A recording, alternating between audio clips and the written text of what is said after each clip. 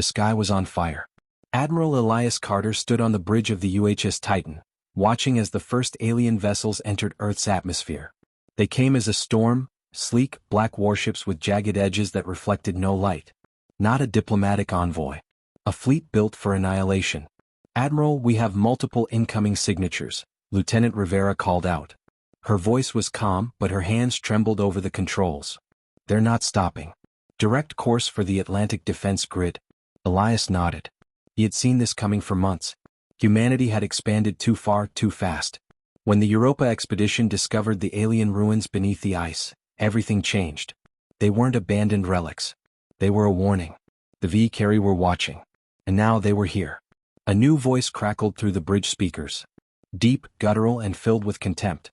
"Humans, you have trespassed beyond your place. You have stolen what is not yours. This world is now forfeit." Elias exhaled, stepping forward. "Then come take it." The first orbital bombardment hit New York at 0700 hours.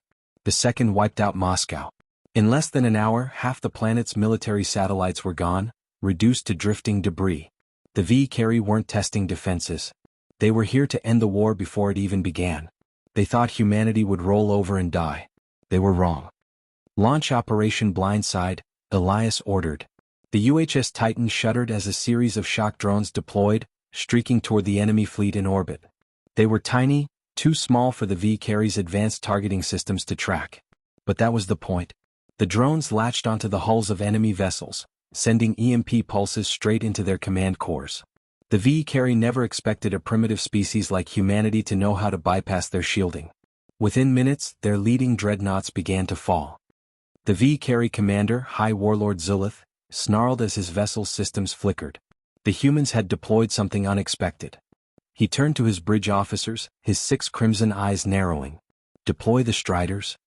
From the alien warships, massive mechanical creatures dropped into Earth's atmosphere. They were 20 meters tall, built from an alloy that Earth's weapons couldn't penetrate. Their movements were unervingly organic, slinking through the wreckage of fallen human cities. And then they began the slaughter. Jonas Reed, a Special Forces captain, crouched in the ruins of London, gripping his plasma rifle. He had seen wars before, but nothing like this. The Striders tore through buildings, their claws raking across steel and concrete like paper. His comm buzzed. "Reed, we need a countermeasure now." Jonas gritted his teeth. "I've got one." He turned toward his squad, eyes burning with determination. "We bring them down the old-fashioned way." "How?" Jonas looked up at the towering machines. "We climb." The battle had just begun. Jonas Reed sprinted through the wreckage of London, his pulse hammering in his ears. The Striders moved with terrifying precision, their massive limbs crushing everything beneath them.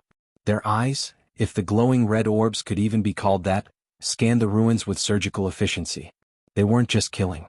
They were hunting. "We climb," Jonas had said. Now, as he stood in the shadow of a 20-meter war machine, the weight of those words settled hard in his gut. His comm crackled. "Reed, are you sure about this?" Jonas gritted his teeth. No. But humanity was out of options. "Move," he ordered. His squad broke cover, darting between burning vehicles and collapsed buildings. The nearest Strider loomed above them, its claws slicing through the remains of an office tower.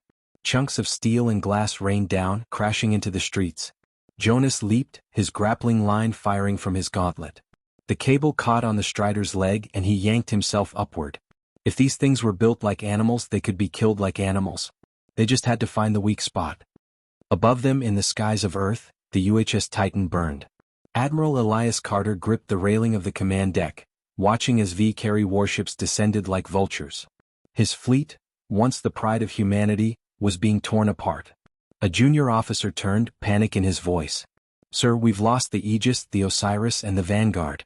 They're overwhelming us." Elias clenched his fists. They were fighting with everything they had and it wasn't enough. But humanity had never survived on strength alone. It was time for something unexpected.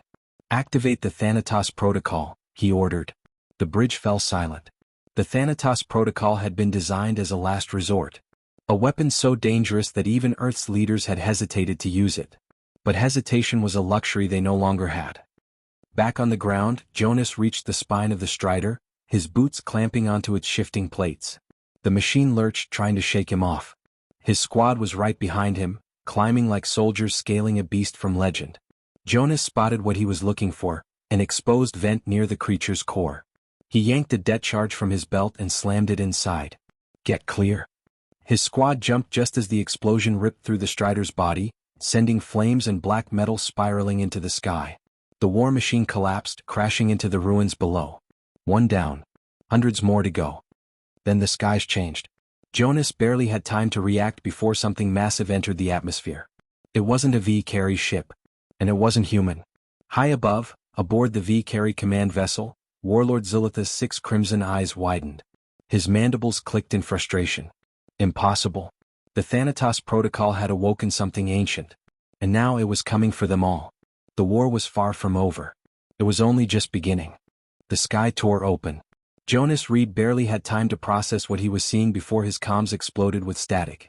Every frequency, every secure channel was suddenly drowned in an eerie, pulsing hum, like a deep, resonant heartbeat. Above, the V-carry warships froze mid-maneuver, their sleek black hulls trembling as if struck by some unseen force. Even the massive Striders stopped moving, their glowing red optics flickering erratically. Jonas ripped off his helmet, staring upward. What the hell is that? It wasn't a ship. It wasn't a weapon. It was something older. Something Earth had never seen before. And yet, somehow, it had seen them. Aboard the UHS Titan, Admiral Elias Carter gripped the console as the entire bridge shook violently. Report, he barked. The officers frantically worked their stations, but their screens were failing, entire sensor arrays glitching out, unable to process the readings. One officer, pale and sweating, turned to him. Sir, it's not just us. It's them too. Elias' eyes flicked to the viewport. The V-carry dreadnoughts were drifting, their engines sputtering. Their massive command ship, the Bloodstar, was locked in place as if something had wrapped invisible chains around it. And then the voice came.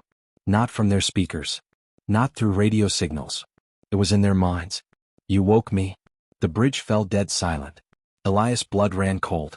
You wage war on this world thinking yourselves gods. You are not.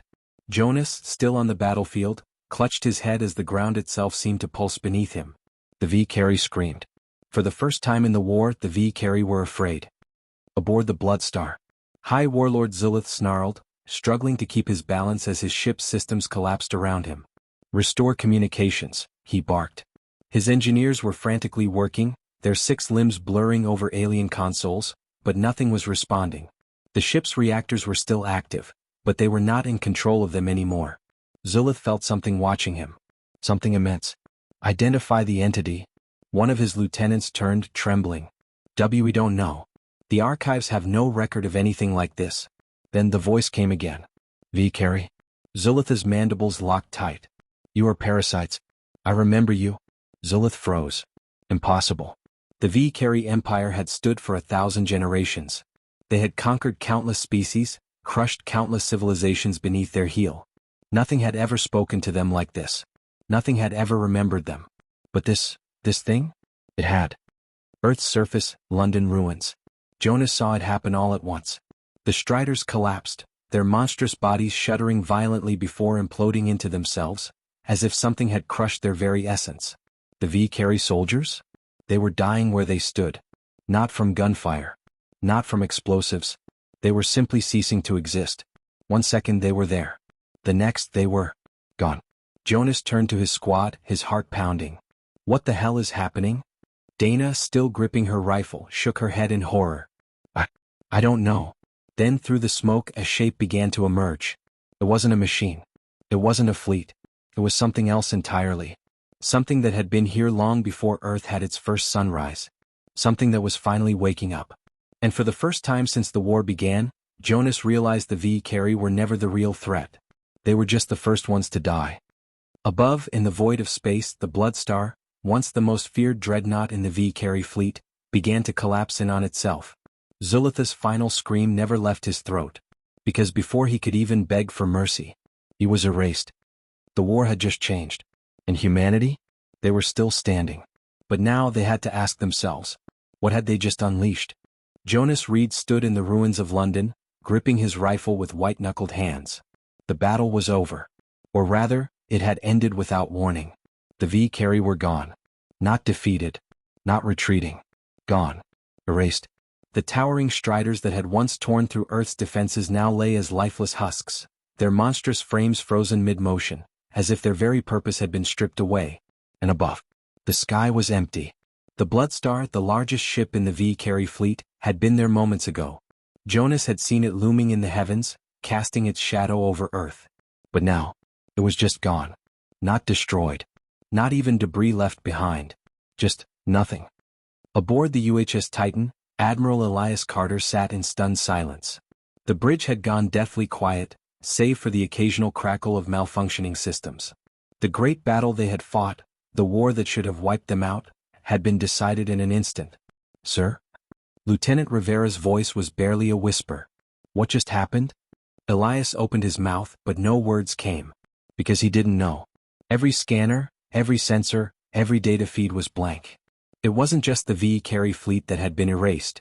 It was their presence, their existence, like they had never even been there to begin with. But that wasn't what truly terrified him. It was the presence that remained.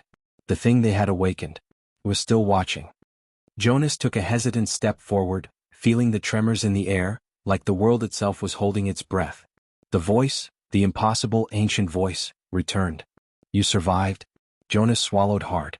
"Who are you?" he asked, his voice barely audible. For a moment there was silence. Then the presence shifted, not moving, not speaking, but acknowledging. "I am what was forgotten." Jonas' pulse hammered. "I am what you have woken." The air around him seemed to bend, warping with a force that he couldn't see, couldn't touch, but could feel in his bones. "And I am watching."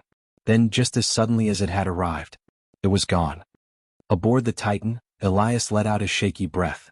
"Status report," he ordered. An officer hesitated, then answered. "Earth is intact. No more hostiles?" "None, sir." "The V-Carrier?" The officer stopped. "Sir, they're just gone." Elias exhaled slowly. Humanity had won. But they hadn't fought for it. They had witnessed it. Days later, the Titan drifted in orbit above Earth. Repairs were underway. Humanity was already beginning to pick up the pieces to rebuild. But the war had changed them. The galaxy had thought humanity was weak. The V-Carry had come to exterminate them. And now every species would ask the same question. What had saved humanity? And more importantly, would it do so again? Jonas stood on a ridge overlooking the ruined city, staring at the sky. Somewhere out there, in the depths of space, something ancient had woken up. And it was still watching. He had no idea if it was a guardian, a god, or something far worse. But he knew one thing for sure. The aliens wanted war. Humanity had given them hell. And in doing so they had called something far greater. Something even the gods feared. The war was over. But humanity's story? It was just beginning.